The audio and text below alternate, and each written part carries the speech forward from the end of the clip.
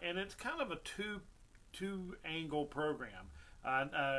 Nature's Bounty is what I've titled it, and that's what we're going to concentrate on. But it's also if I were teaching a class in the Nature Center world about the upcoming season, the word mash is what we use, especially when teaching kids. So mash is the other title I could have used for this program, and it's all about fall. And fall is such an important time for birds. Birds have just gone through, hopefully, a successful nesting season.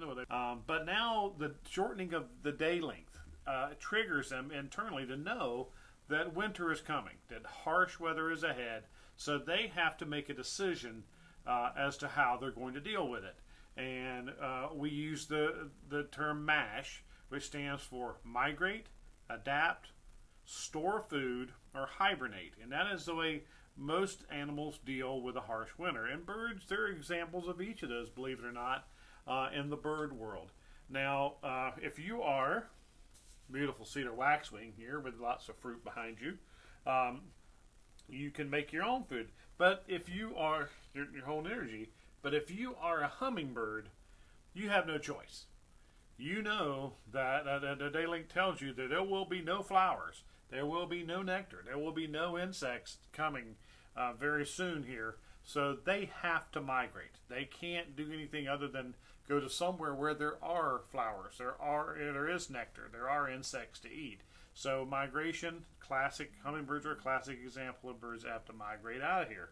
So another bird, believe it or not, is adaption. Now we think of adapting mainly in mammals, because mammals they put on a thicker coat of fur, which and that's how they deal with winter. Your dogs do it, your cats do it. Whenever cold weather's coming, they get heavier coats of fur to deal with it. But in the bird world, that happens too, especially in waterfowl. Waterfowl that have to deal now. They have to move down from the where it's going to be completely frozen over in the north, but it's still the cold water is still very cold down here in the winter months. So they actually add additional layers of down feathers, which are those the fluffy feathers underneath the flight feathers that we see. That's the insulation feathers, and so they add extra layers on them. Trumpeter swans will have a lot more feathers in winter than they actually do in spring and summer. So that is an example of adaptation, that they adapt for the winters to deal with the cold weather. Store food. No better example than these two birds right here. Blue jays and red-headed woodpeckers. They are both oak-dependent birds, and they store tons of acorns for the winter months, kind of like a squirrel. They're probably the better example that we know of. But both of these birds do store food. You'll see them, if you have them come into your feeders in winter, you see them making repeated trips back and forth for the in-shell peanuts, or in the case of the red-headed woodpeckers, either peanuts or even corn. And I've seen them go repeatedly to a hole out in the tree in the woods, and they just keep stuffing those holes full of corn with acorns and stuff. Really, that is storing food. That's an example of that. Now, hibernation, which is the last in MASH, there's only one bird that we know that truly hibernates. And in North America, it's called a common poorwill. And it's a little bird that's related to whippoorwills and common nighthawks. And they are known to go into a state of true it's a bird hibernation. And they crawl up into crevices and rock outcrops out in central Kansas and west, and they'll hibernate for the winter and then come out in the spring. Other birds, we've talked in other programs, you've heard me talk about the term torpor. Torpor is where they reduce their heart rate overnight and their body temperature overnight to be able to survive a cold winter night. Now that's too dangerous to do in winter. But there are some birds, like chickadees, that will lower their body temperature as much as 22 degrees overnight to help them survive the winter. True torpor would be too taxing on the body in the morning during wake up, because the temperatures don't heat up fast enough in the winter months. But there is examples of a kind of a semi-hibernation or hypothermia, as it's called in birds, that they do to help survive the winter. But by far, the number one thing that birds have to do when they decide about when fall, what they're going to do is there enough food available for me to survive this winter?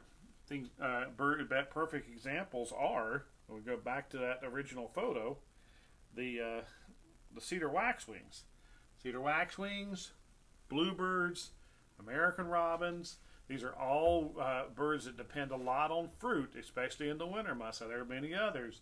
But you see the Cedar Wax Wings on their namesake, the cedar tree with lots of these berries on here. What we're seeing this fall, and I've got pictures in here that were just taken this past week, is we are seeing tons of soft mass out there in the woods.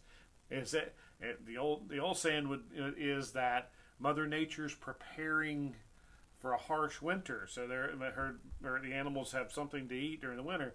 And it's probably more that we had a really wet summer, and the plants were able to put a lot of energy into producing a lot of fruit this year.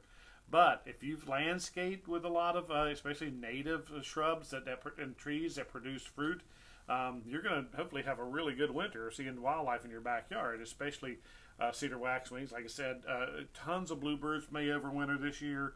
Robins may overwinter because these birds are moving south, and they're only going to want to go as far south as they have to because migration is an incredibly dangerous thing. There's lots of things to run into. You don't know where you're going whenever you hit an area. You don't know where food is. So if they can hit to an area like us, where they're like this year, there's so much berries out there. Let me show you a few more that I've got.